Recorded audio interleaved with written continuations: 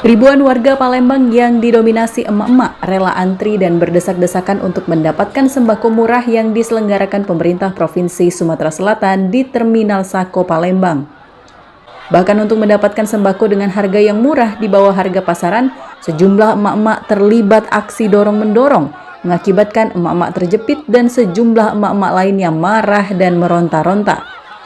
Sejumlah kebutuhan bahan pokok rumah tangga dijual antara lain beras SHP dijual seharga Rp47.000 dari harga pasar Rp65.000. Minyak kita Rp11.700 per liter dari harga Rp17.000, gula pasir Rp13.500 dari harga Rp17.000, telur ayam seharga Rp22.000 dari harga Rp28.000, ayam seharga Rp26.000 dari harga Rp32.000, termasuk bawang merah dan bawang putih dengan harga Rp17.000 dan Rp19.000. Kegiatan pasar murah ini menjadi upaya pemerintah dalam menekan tingkat inflasi dan sebagai solusi untuk membantu masyarakat kalangan menengah ke bawah mendapatkan kebutuhan rumah tangga dengan harga yang murah di tengah meroketnya harga bahan pokok di pasaran saat ini. Sangat membantu kalau bisa sih setiap bulan Kak yo.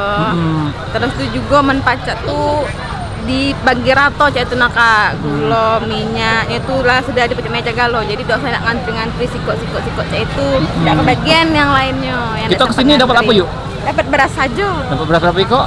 Dapat beras 2 kampil ya. Tapi kita seneng ya ada ini ya. Terbantu lah. Terbantu.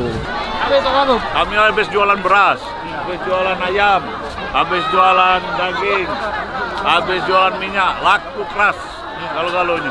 Harapannya ke depan seperti apa? Harapannya ke depan kita sesering-sering mungkin.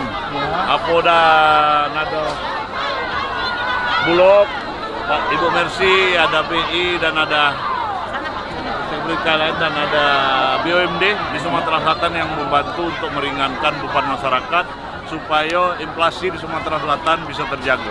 Dari hasil tinjauan tadi? Dari hasil tinjauan sangat bersemangat, sangat banyak yang mengharapkan adanya jual operasi murah ini.